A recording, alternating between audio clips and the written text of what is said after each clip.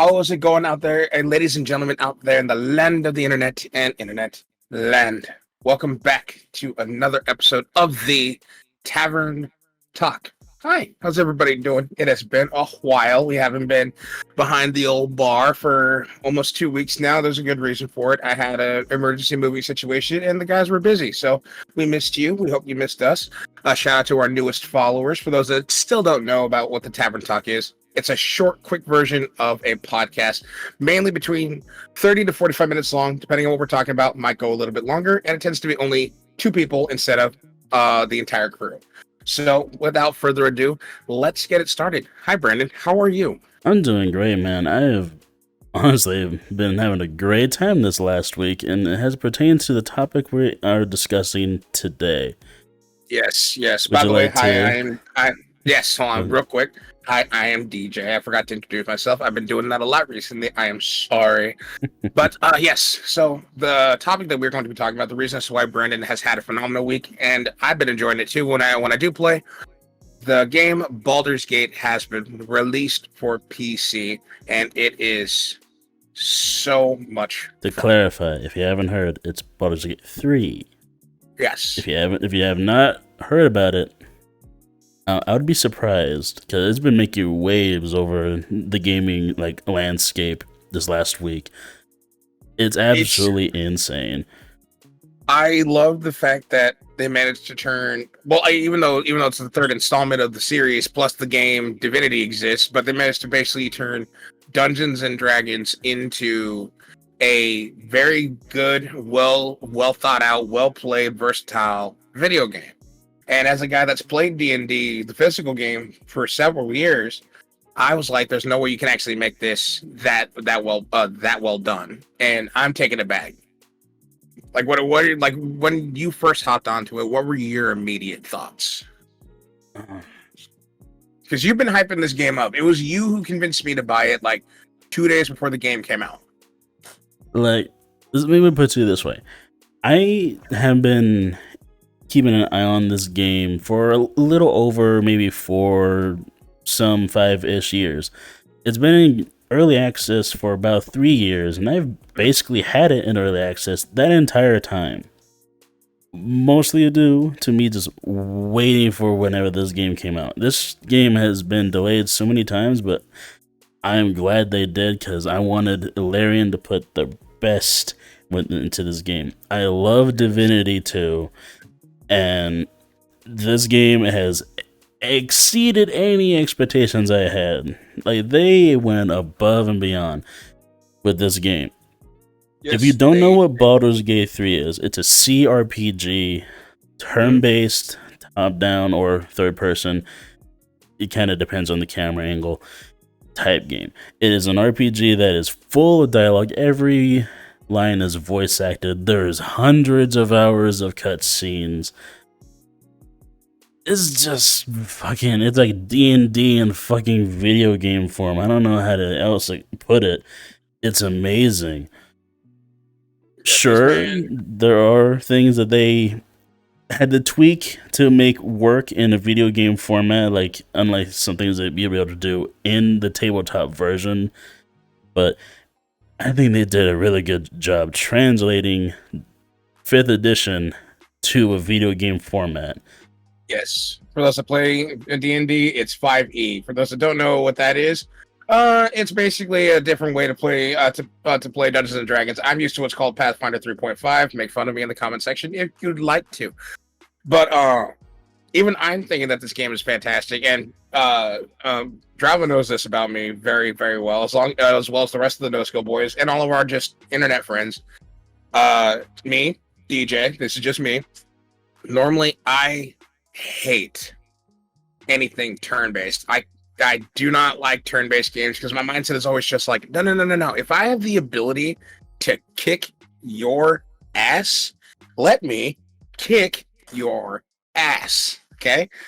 And I know for a lot of people that's just like, oh, that's just such a brawn over brains type of mentality. With turn-based, you have to be methodical with your movements, knowing that the enemy team gets a chance to attack. And I see your point. I understand. And for the longest time, I just didn't care. I wanted to just be able to hit you if I can. but it was actually before Baldur's Gate. It was Divinity 2 that gave me the first perspective of changing my mind. And I was hell-bent on never playing Divinity 2 until Beast Zapper, Mikey, for those that know, got it for me. It was on sale on Steam. He bought it for me, and in classic mindset for me, if you bought it for me, I have to play it. I have to at least try my hand at it. He essentially forced his hand. Yeah. And I started digging it. I started having a little bit of fun. I started getting excited for some of the campaign that we were gonna do. The only part where I was lost is like we're in this big ass map. I don't know, and then these guys just kind of fucked off, and I don't know where anybody is. And the only time we were actually talking to each other is if somebody was about to get into a combat scenario, and we had to haul ass to where they were. So that was a little daunting for me. Of like I'm just on my own in this big ass map, and I can do what the fuck ever. But I enjoyed it. And then 2 days before Baldur's Gate 3 dropped, I said, fuck it. I had fun with Divinity. This is the same company, Larian Studios. I bought the game, and I've loved it thus far as much as we played. I haven't played nearly as much as you guys, but the times that I've had the time of my life. I think my favorite part about this game, we'll go into that segment right now. I think my favorite part about the game is the actual checks and saves that you can do, and how for certain things that you want to do, you actually have to physically roll a die. Yeah. And the outcome is either A, going to be in your favor, or B, it's not. And that kind of just comes into like the whole the dice roll thing, because unlike Divinity, where you basically had to have your designated person that had persuasion. That's the guy that's going to be talking. That's the guy that can get you out of situations while everyone else is going to, I don't know, maybe lore master or maybe thievery or whatever. You had your designated talker or face in Divinity. In this game, it doesn't matter because each stat has a use in conversation. There is no persuasion. It's literally just get lucky with the dice. Exactly. I think the only time it really kind of mattered as to who spec'd into what is really came down to if you had more like knowledge in Arcana or like animal handling, because I'm not going to spoil the game. I definitely suggest checking it out, but when like getting the game and just playing it.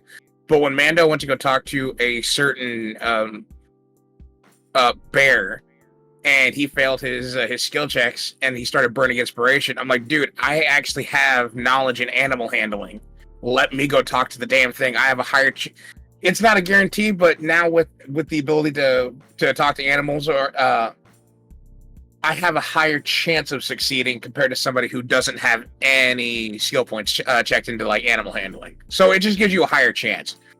Like we've had people that have no charisma intimidate somebody just because the RNG of a D20 die said, okay, you win this time. Yeah. But that also scales out to say, on the other side, even though you can get pluses if you actually have checks into said skill, you can also get minuses if your really skill level isn't high enough. Yeah. If you have less than the required intellect for this conversation, then you're going to get into a disadvantage, which... It's always nerve-wracking because you can get exactly the amount you need, but then you get that plus -1 and you're now below it. Yep. It's always great. And I think that dynamic is really cool of like, you know what? Anybody can get the check if they want to. It's just more promisable, if you will, and that's not even a word, if you are just using somebody that has skills in that field. Like I said, such as animal handling, Arcana, perception, whatever have you. Like we were walking into like some like dungeon-esque thing, and this is where I started to get like maybe shit myself just a little bit. But next thing I know, a couple of y'all are walking forward, and then I just see the word say perception failed, and it popped up numerous times, and I started geeking, like, perception failed, don't move, back against the wall. Yeah. There's traps in the room and we don't know where they are. And there was a lot of traps. There was a lot of perception checks. Mostly failed. Very few succeeded. Because apparently none of us are good at perception checks. I was the only one that could do perception checks because I believe that has something to do with dexterity. But I was the only one that was actually able to find traps. Mikey found a couple of them, but ultimately we're in a room that we thought was filled with treasure. Nah, if we opened it up, we were gonna explode. Don't you have mostly strength with the class you're using? Because I had dexterity and I failed most of my perception checks. Wait. Because you're a fighter. Your highest stat is strength. All right. Okay, so I keep forgetting that I still also run with Mikey on his solo campaign because that's one of the other things that I love about this. They won't let you use the origin characters, which that's kind of I would love to be Will or Wild, however you pronounce his name, but they allow you to create a new character to be utilized in that person's campaign, and it level scales you to them to where you're not completely even, but you're not going to get shit on. Yeah. Clarify, his campaign was already an established and already time put into thing, so yeah. DJ literally just joined in, and yeah. It's great that they allow you to create your own character, because I remember in Divinity 2, you literally just had to use, if you joined someone's game and they had like origin characters in their party, you literally had to play one of them. I mean, that's what I was expecting, was like, whether it had to be Asterion, that annoying bastard, Valo, that annoying bastard, the other annoying bastard, and then that other annoying bastard. That would have been fine. But instead, they were just like, yeah, you can't use the origin characters while this campaign is running. You have to create a new one. Mm-hmm. Which is fine, because honestly, you can go either way. Origin characters just give you that little bit of extra, I guess. You get to experience their story from their perspective, but picking your own character is just as good. If some people even say better, because you're playing it as your own interpretation of you. Mm-hmm. It's your character, and you're just experiencing everyone else's story along with it. Yes, just sick. Yeah, so and that's why again, this is coming from a guy that doesn't really care about like turn-based video games, and even I can confidently say, playing with these guys is the most fun I've had on a video game on this game. I haven't done a solo campaign for two reasons: A, I'm scared; B, I wouldn't know what the fuck to do, because it would be me when I gather a party of 4. It would be me being all 4 people, and I would be like, okay, I'm just lost and don't know what the fuck I need to do. I think that's some of the excitement about it, though, because I remember when I first played Divinity 2, I basically bought it because I saw that it had good reviews, and I saw that a lot of people loved the game. I'm like, I like turn-based CRPGs. I have no idea what this game's about, but let's give it a shot.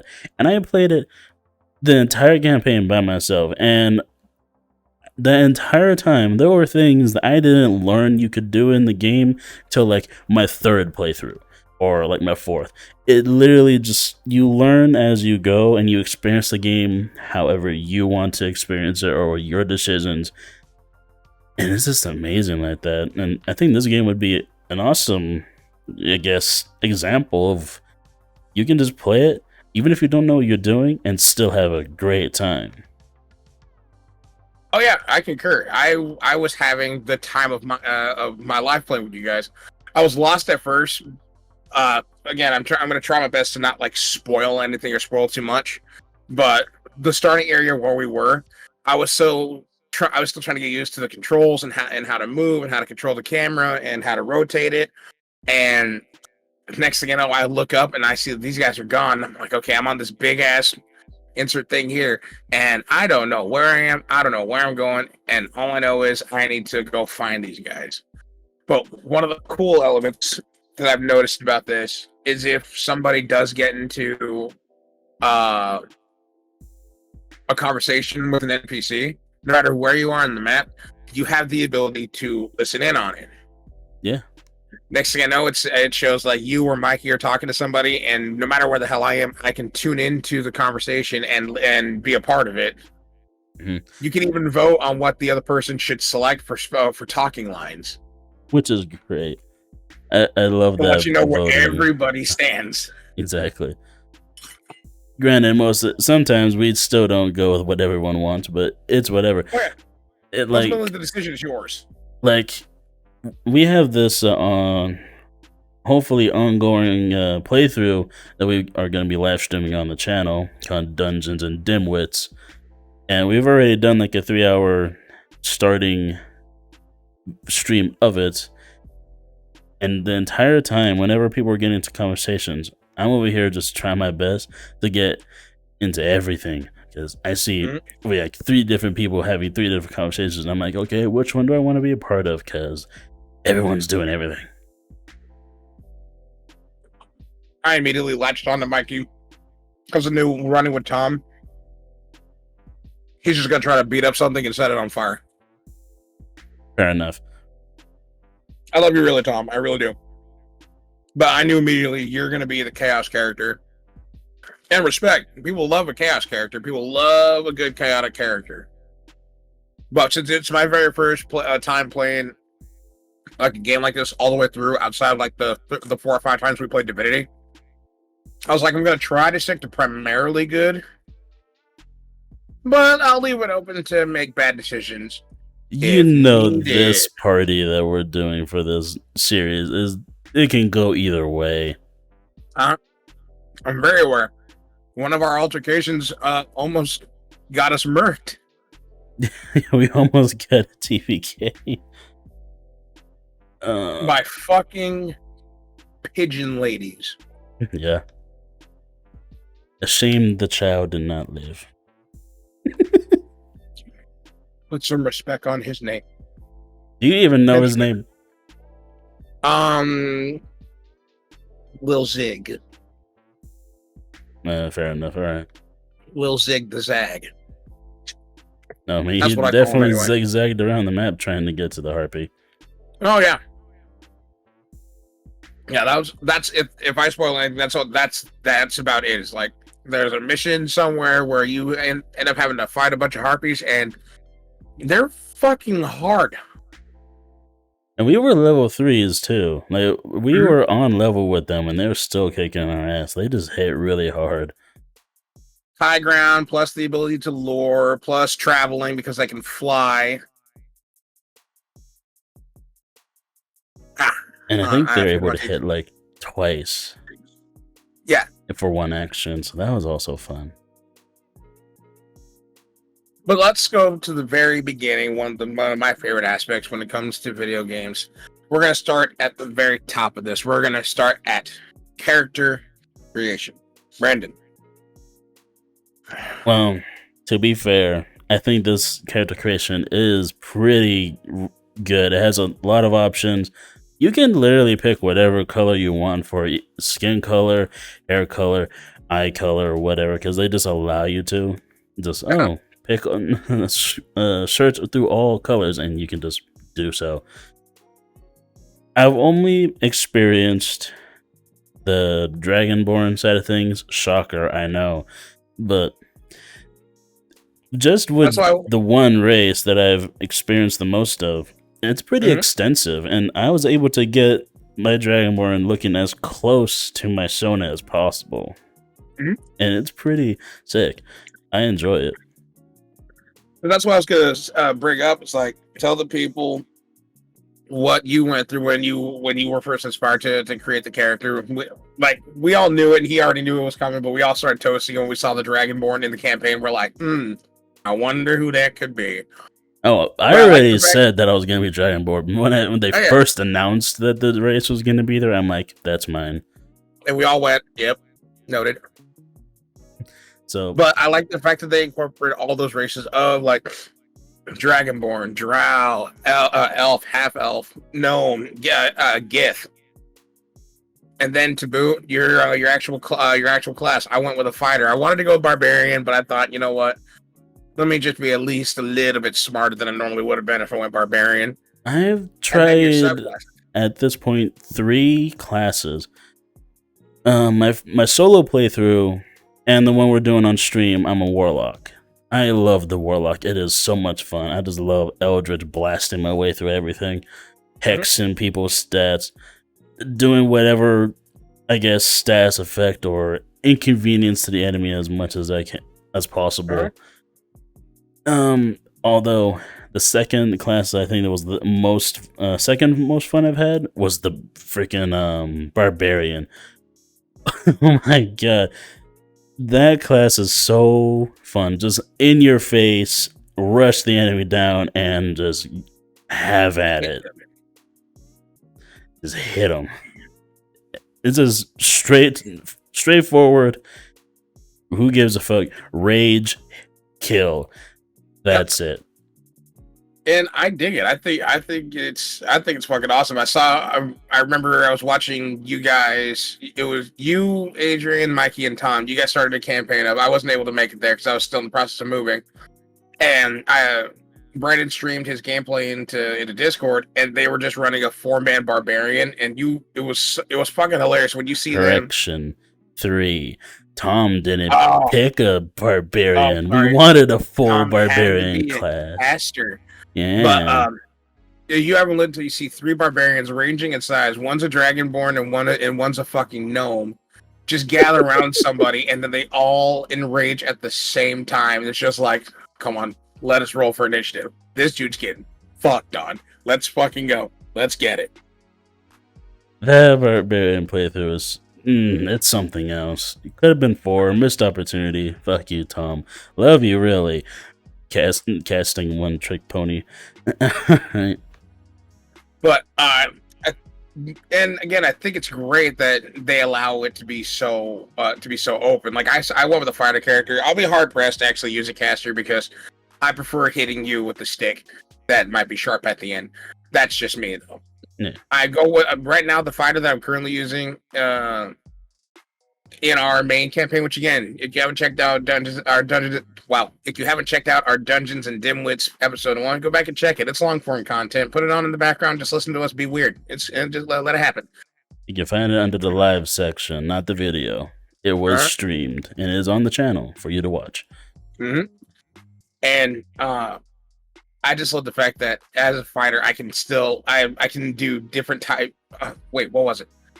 I think I can go into magic with the fighter character because now I can do. Yeah, when we were fighting the Harpies, I was able to use magic missiles. Yeah, I forget what that subclass is called, but let me know in the comment section down below if you know what we're talking about. I remember you talking about it with the guys because they knew fighter more than I did. I haven't touched fighter, but for warlock, I went with fiend subclass. And I am currently under the Pact of Blade, which it sucks that Hex Blade is not in the game, but you know, it was whatever. Mm-hmm. The Pact of Blade is also really good because I can essentially just be proficient with any weapon that's my Pact Blade. I can just form a pact with whatever weapon I'll be proficient.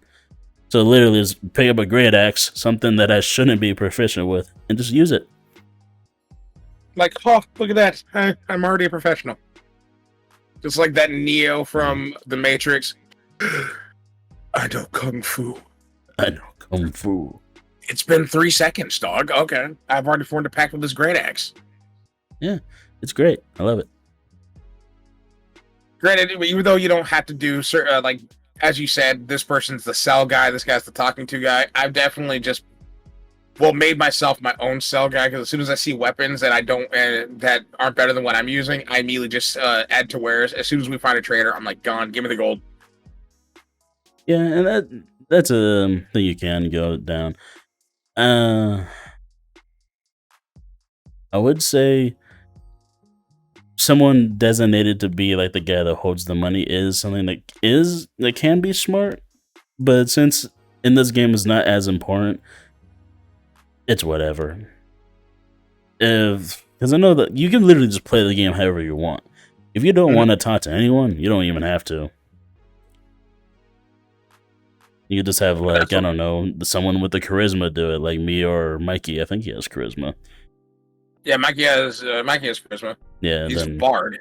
Yeah, and then me as a warlock. So literally you have 2 people with charisma. You can just let them do it all the talking, and then, I don't know.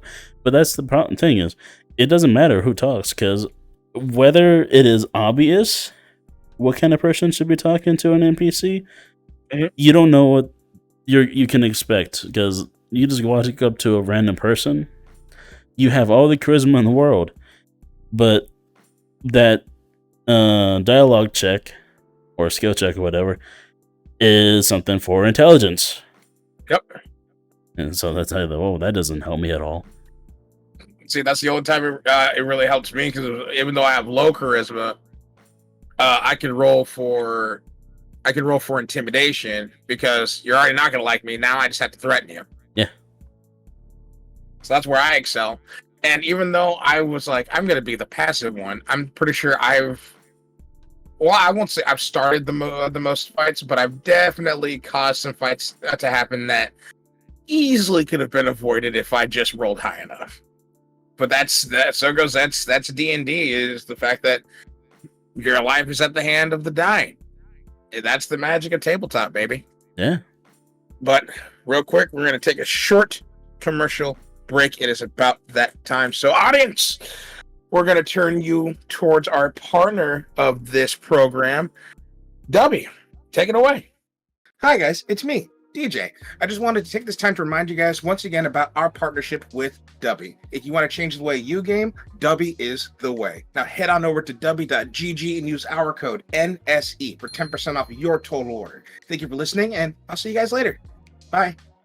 Hey everybody out there on the internet, NoSkill Mike here to invite you personally to our NoSkill Discord server.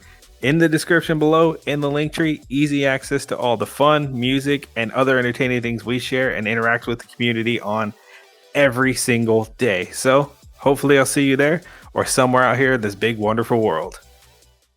And we are back. Thank you for tuning into that little bit of an ad read. Thank you once again, Dubby, for hanging out with us. You are beautiful. You are lovely. And I hope your milk to cereal ratio is always perfect. And also, join the Discord. I don't know.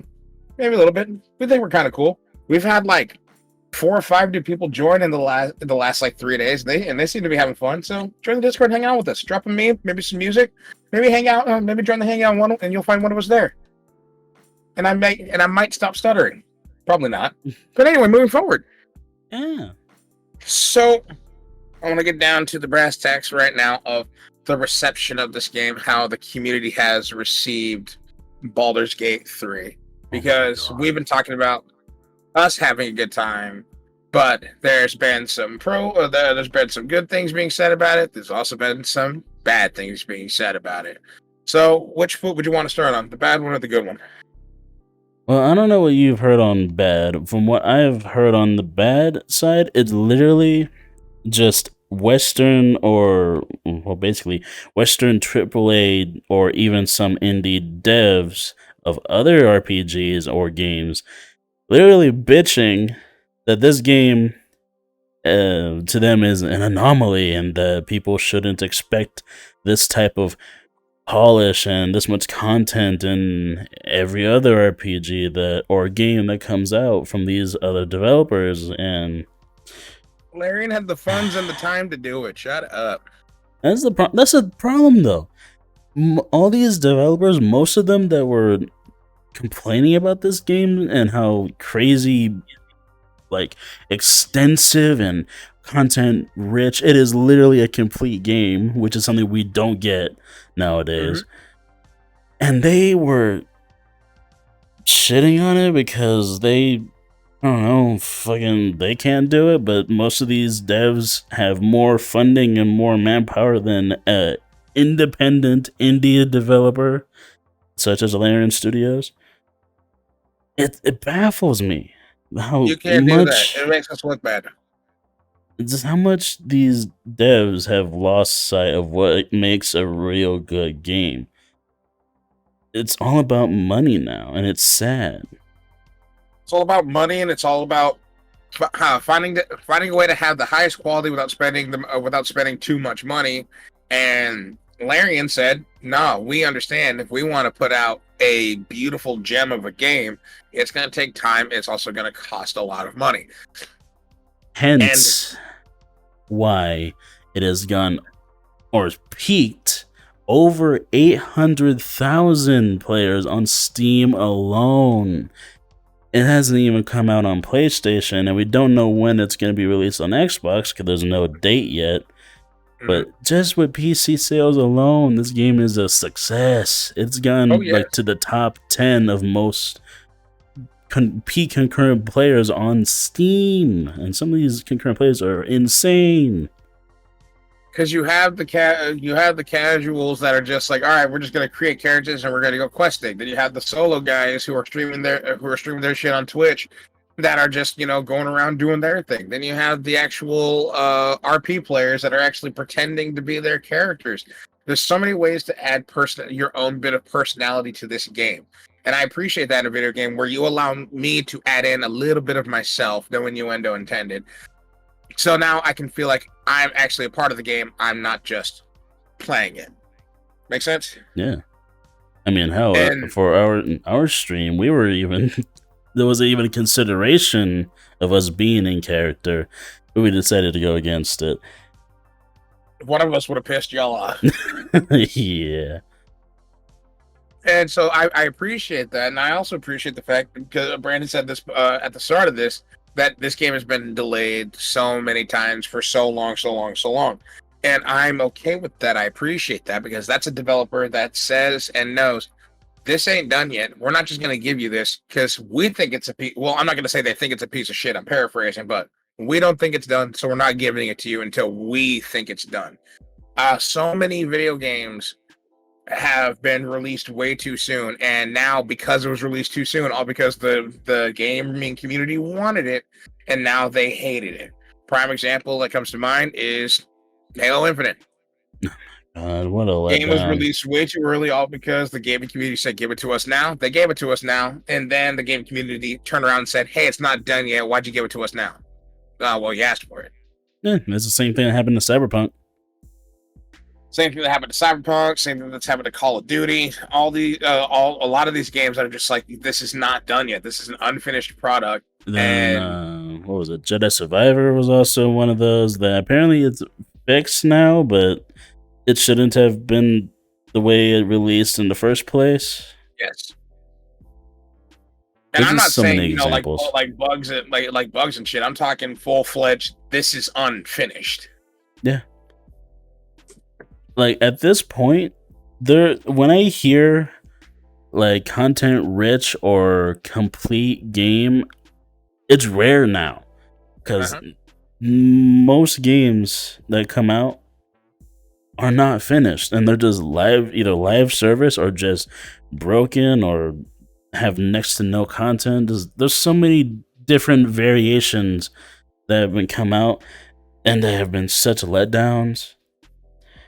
For a game like this or Elden Ring to come out and just be full of content and exceed the norm that is basically been set now is so refreshing.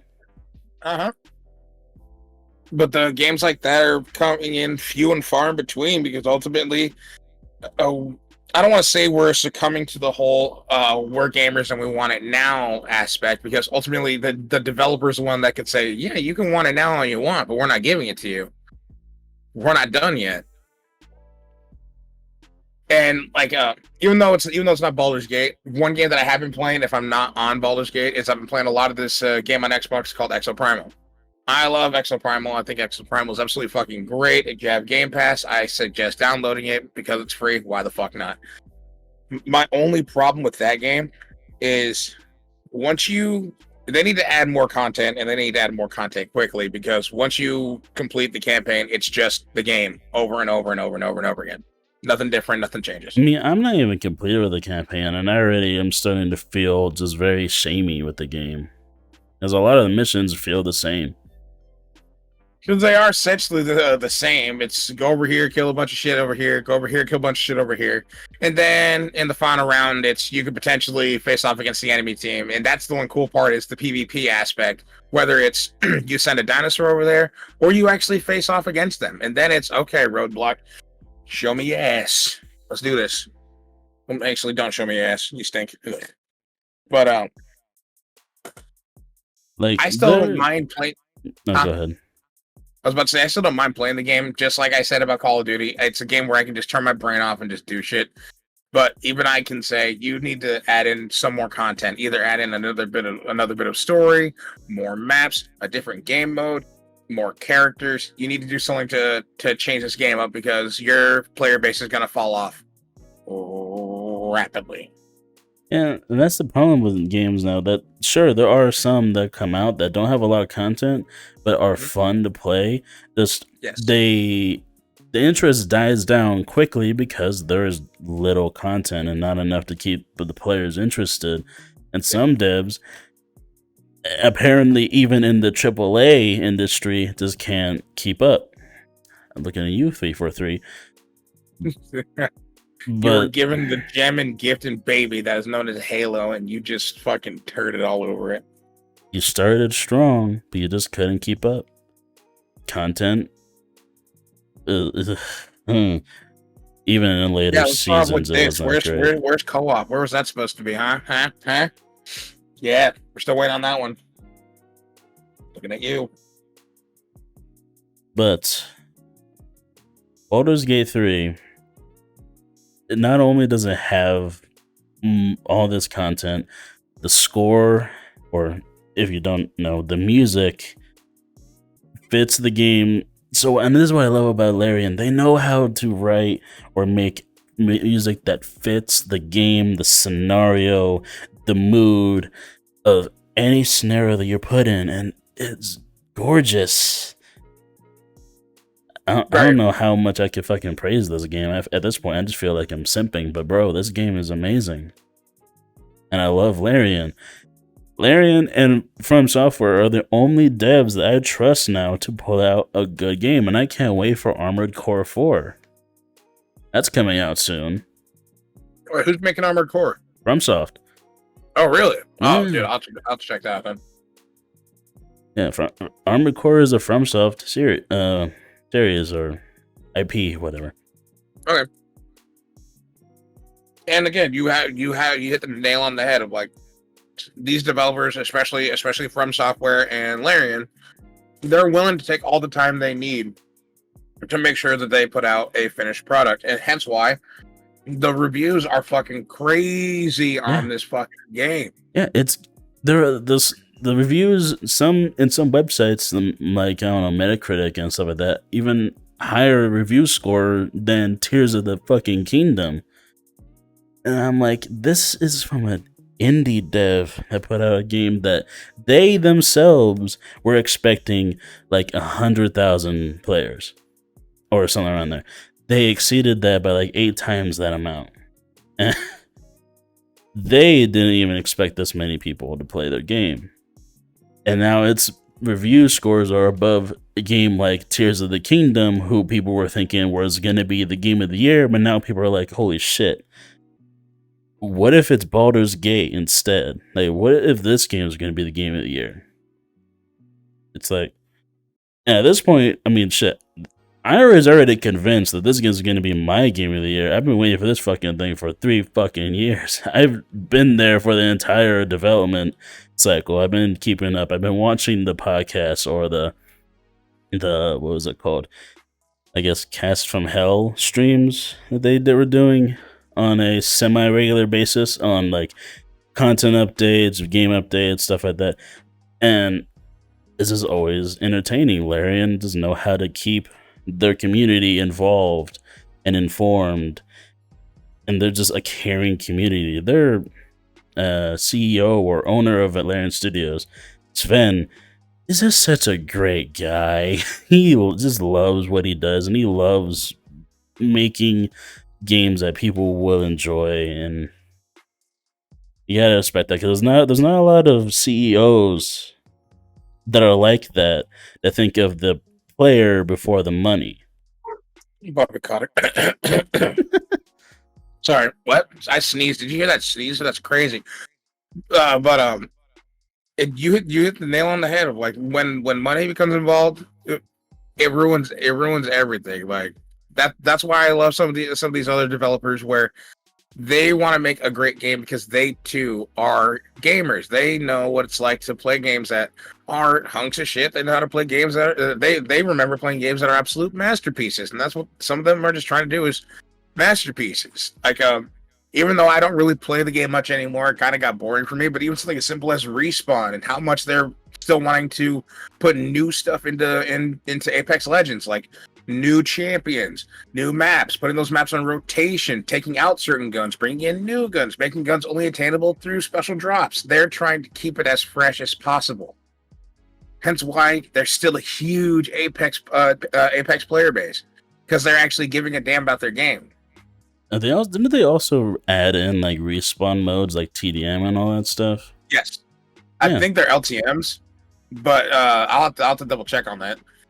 But even then, that's still good. That's still content. That's ways to keep your players interested. It's not just Battle Royale. These LTMs are a great way to keep things fresh. Yes. Limited time modes, by the way, for those that don't know the acronym. And I think it's great the fact that I doubt Respawn has the fraction of the amount of chickadee change that Activision has when they go to make Call of Duty. But even something as simple as Respawn bringing in new weapons and taking out old ones, making LTM modes, bringing in new champions as often as they can, and giving them lore to boot that is active in the actual game itself. Like your characters will actually talk to each other from the standpoint of who they are to each other in their lore. Mm-hmm. That's really that's a fine detail, a minute detail that a lot of people might not pick up on, but for somebody that appreciates it like I do, I'm like, oh yeah, you guys hate each other in this timeline, don't you? Wow, they incorporated that. It's those little subtle nuances that give me appreciation for the likes of, like you say, Respawn and people that actually give a damn about their players' enjoyment of the game. Because ultimately, we said this when we were talking about Call of Duty when X-Defiant comes out. If we don't like your game, we'll go play something else. Yeah, like it's that easy. We'll go play something else. And at this point, with all I'm hearing about the next COD, I am looking to still play X-Defiant. I wouldn't mind going back to play this COD so I can kill Makarov one more time, because I did not feel like I adequately killed him in MW3. Are you sure you're going to be able to kill him?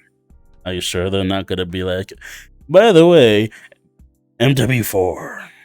If they're here with MW4, then fuck yourselves, I'm done. But we're not talking about Call of Duty, we're talking about Baldur's Gate right now. Please. Yes. We'll do another, I promise, we'll do another game rant where we just slam on video games that we don't like, because God knows we end up doing it anyway. Yep. But, so, Baldur's Gate, like I said, it's been receiving mostly positive reviews. There's been a couple negative things, like one of the things that I was hearing, which I find fucking ridiculous. People are just like, you can actually engage in sexual activities in the game, and they'll show nudity. They have never experienced a D&D campaign with a bard, have they? My first mindset was like, have you heard of God of War? Or The Witcher? Yeah, that's also a fair point. Like, excuse me? Because one of my buddies, I convinced him to download the game, to download Baldur's Gate, and he took my word for it. He's just like, you don't even like turn-based anything, and you're actually advertising a turn-based game? And I'm like, yeah. It's that good, bud. I am. And so, even he was just like, he was going through character creation, and he noticed the whole hide clothing option. Does it. Luckily, he wasn't live streaming. And he immediately calls me and he goes, dude, why didn't you tell me? Like, yeah, I wanted you to find out. You having fun? Already. Game of the year. Yeah, that's why every time we're going to be streaming, I had to make sure in my gameplay options that certain checks are not checked. Because that could be an issue. Just like randomly forgets to check mark censor, then you just see somebody's dick all waggling around. Anyways, But again, that's some of the fine minute details that make this game great. I'm not saying nudity in games is what's going to make it fantastic, but like those subtle details, like how do you want your character to look? I noticed one of the options when you're doing your character's face is you could have heterochromia. Yeah. For those that don't know, that just means two different colored eyes. Yeah. And that's sick. I'm into that. I think ladies, I think heterochromia is fucking cute. Get at me. Oh, dude, when I saw that, I was like, okay, I'm definitely going to use it because my solo campaign, I have that. It's, of course, it has to do with my fucking OC here, but I have a version of him with a red eye, and that's exactly what I did. One eye is blue, one eye is red. And that's like, damn, this game really doesn't let me make my character minus the wings. But seriously, I'm like, yeah, that's sick detail, and I love that. Like I have one blue eye and one purple eye on my character, and then even so,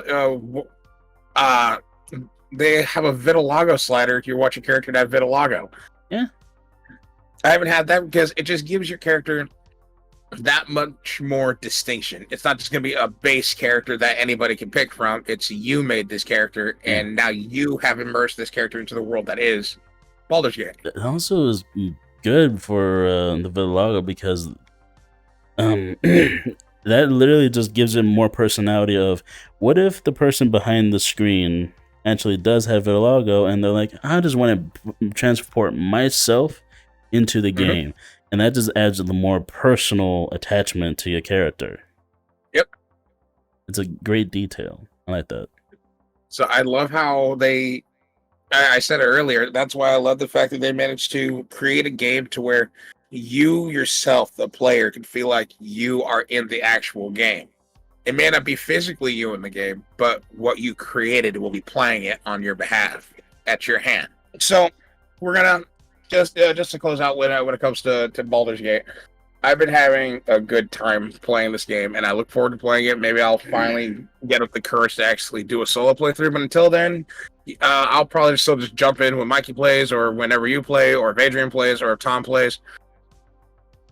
And so I'm having a good time. Are you having a good time with this month? Dude, if I wasn't so busy, because technically I've only had one good day to just sit down and play because I've been just busy with doing, I don't know, work, concert, whatever have you. Man, I just love this game, and I'm already in Act 2, and that's not even close to being anywhere near done. This game is supposed to be, on average, 150 to 200 hours, according to the developers, and I can't wait to experience more of what this game has to offer, and I'm trying to experience as much as possible. Same, dude, and that's why I can't wait. Sorry to hear dogs barking, audience. And that's why I can't wait to keep playing this game. And once again, if you're ever in the mood to play a D&D-esque video game, just give Baldur's Gate 3 a try. I almost guarantee you'll have the time of your life, just even something simple as going through character creation, let alone playing the game itself. And I will say, if you do find yourself a fan of this game and CRPGs in general, I do also recommend a series called Pillars of Eternity. Is also a good series. You should check that out. Divinity: Original Sin is also a good series, both 1 and 2. Just throwing those out there. Support CRPGs. These games are amazing. The developers put a lot of time into them. Oh yeah, put their balls into this one. But it is that time, Brandon. It is that time. It is outro time. We made it. We made it. Thank you for joining us for another episode of the Tavern Talk. As per usual, ladies and gentlemen, we're going to take it around the table to get some final notes, closing statements, arguments, concerns from us. Brandon, starting with you. Anything you want to say to the folks? Other than just, if you want to hang out with us, we're planning on streaming Dungeons and Dimwits on a weekly basis. Hopefully, maybe even more if we can get the guys together more than one day a week. It depends on everyone's schedule, but please tune in, check it out. And if you can't, check out the post-stream video. We're having a great time. There's just a lot of conversation, a lot of jokes, a lot of drama. It's whatever. It's literally just Dungeons and Dragons. I just feel like I'm playing a campaign with the homies. For those that have been around NoSkill long enough, it's NoSkill being NoSkill, and you know what that entails. Yeah. Yeah. Then closing thoughts and statements for me. I can't say this enough. We're garnering more subs by the day, and I'm so thankful for every single one of you for being here. Thank you so much for hanging out with us and making this entire thing possible. And thank you for hanging out. Whether you've been here from the start or you subscribed yesterday, thank you. I appreciate it more than you'll ever know. And also, when it comes to Baldurs Gate, like I said, give it a try. I can almost guarantee you're gonna have time of your life. And lastly, join the Discord. Okay, we're kind of cool. We think we're funny a little bit, kind of. I post memes in there every single day. But now, ladies and gentlemen, it is the time. It is ending time. So, thank you for joining us for another episode of the Tavern Talk. Y'all, just a heads up that down below, there's some buttons in the comment section, and I highly suggest you do whatever you want to with them. Thank you for tuning in, and we'll see you in the next one. Bye.